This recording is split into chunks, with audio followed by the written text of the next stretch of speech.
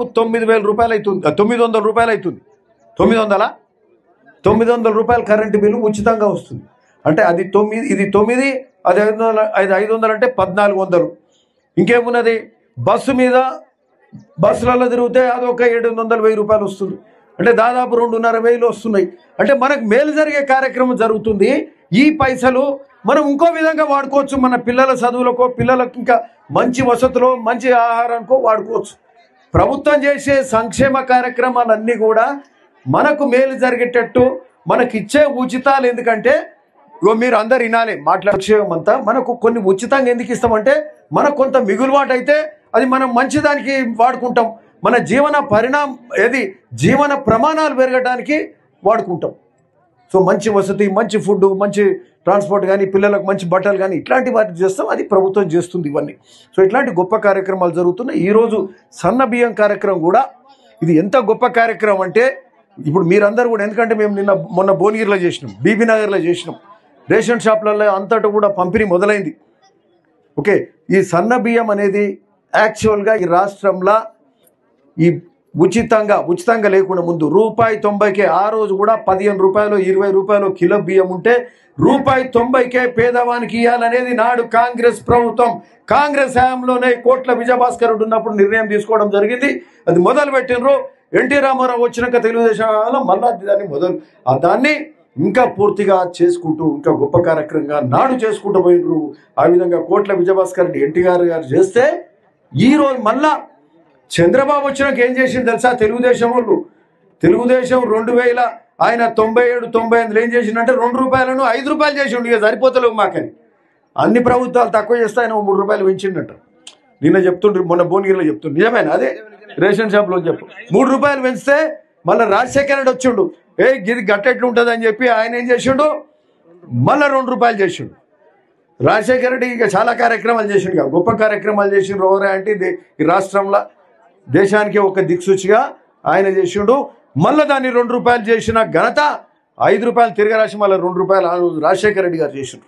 So మళ్ళా ఆ విధంగా చేస్తే, ఆనాడు గొప్ప కార్యక్రమాలు చేస్తే, అంత గొప్ప కార్యక్రమం ఈరోజు గౌరవ ముఖ్యమంత్రి రేవంత్ రెడ్డి గారు కాంగ్రెస్ ప్రభుత్వం ఇందిరమ్మ ప్రజాపాలనలో ఈరోజు జరుగుతుందని చెప్పడానికి నిజంగా చాలా సంతోషం, చాలా గర్వంగా కూడా ఉన్నది. ఇట్లాంటి గొప్ప కార్యక్రమంలో పాల్పంచుకోవడం ఎందుకు చెప్తున్నాం అంటే, దొడ్డు బియ్యం అనేది ఎవరు తింటలేరు.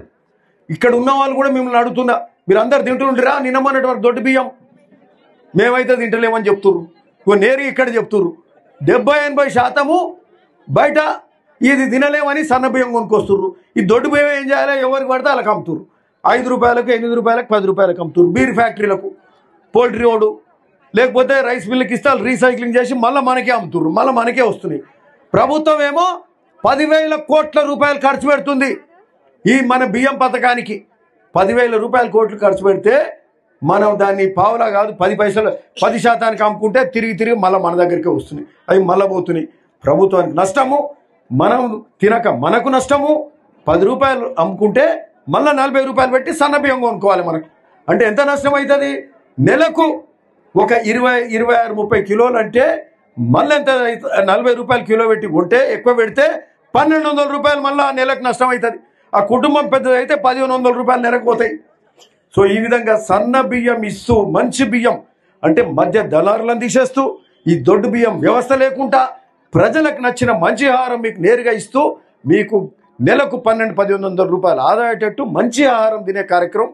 తెలంగాణ ప్రజలు మంచిగా ఉండాలి, సంతోషంగా ఉండాలని చెప్పి ఈరోజు గౌరవ ముఖ్యమంత్రి రేవంత్ రెడ్డి గారు, కాంగ్రెస్ ప్రభుత్వం, అట్లే ఉత్తమ్ కుమార్ రెడ్డి గారు సివిల్ సప్లై శాఖ మంత్రివర్యులు ఒక మంచి ఆలోచన చేసి అతి గొప్ప నిర్ణయం దేశంలో ఎక్కడ చేస్తున్నారు. ఇది ఓన్లీ మన రాష్ట్రం తెలంగాణలో జరుగుతుందంటే, నాడు అప్పుడు కాంగ్రెస్ పాలన మన రాష్ట్రంలో మొదలైంది, ఇప్పుడు మళ్ళా మన దగ్గరనే మొదలైందంటే, ఇక్కడ ఏంటంటే ఒకటి ఆలోచించాలి, ఏంటంటే గొప్ప నాయకత్వం ఈ ప్రాంతంలో ఉంది. అంటే ప్రజలకు తగ్గట్టే ప్రజల చైతన్యవంతులు, ఈ చైతన్యానికి ఈ ప్రజల ఆలోచన తగ్గట్టే నాయకత్వం కూడా పుట్టుకొస్తుంది.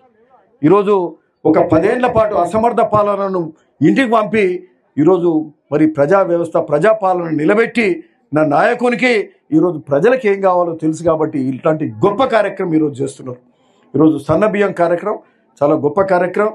మరి ఈరోజు ఈ కార్యక్రమంలో మరి ఇదంతా కూడా సన్న బియ్యం కార్యక్రమం మొన్న మొదలైంది. అంతకుముందు రోజు ఉగాది రోజు ముఖ్యమంత్రి గారే మన ఉమ్మడి జిల్లాకు వచ్చిండు, నల్లగొండ హుజూర్ నగర్కి వచ్చి మొదలుపెట్టిండు. మేమంతా పోయినాం ఆ రోజు.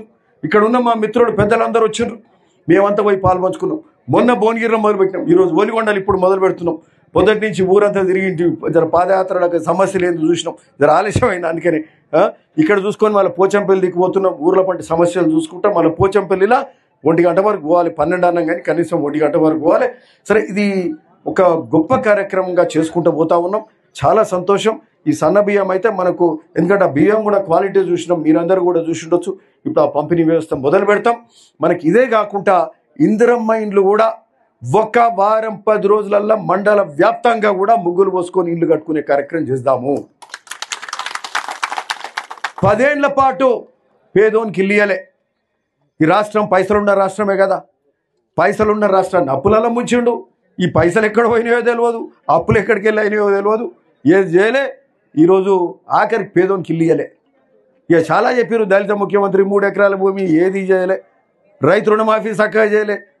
సో చాలా కార్యక్రమాలు కూడా జరగలే. సరే, ఈరోజు అప్పుల రాష్ట్రంగా మీ అందరూ ఒక్కటి అర్థం చేసుకోవాలి, ఏంటంటే అప్పుల రాష్ట్రంగా మిగిల్చిరు.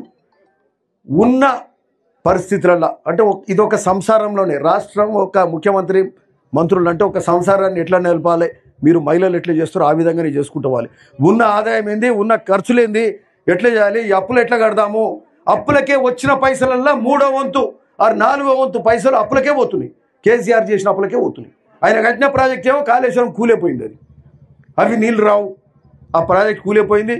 అంతకుముందు కాంగ్రెస్ కట్టిన ప్రాజెక్టులకు వెళ్ళి నీళ్ళు వస్తున్నాయి. సో ఆ విధంగా నష్టపరిచినప్పటికీ, అప్పులలో ఉన్నప్పటికీ ఇన్ని పనులు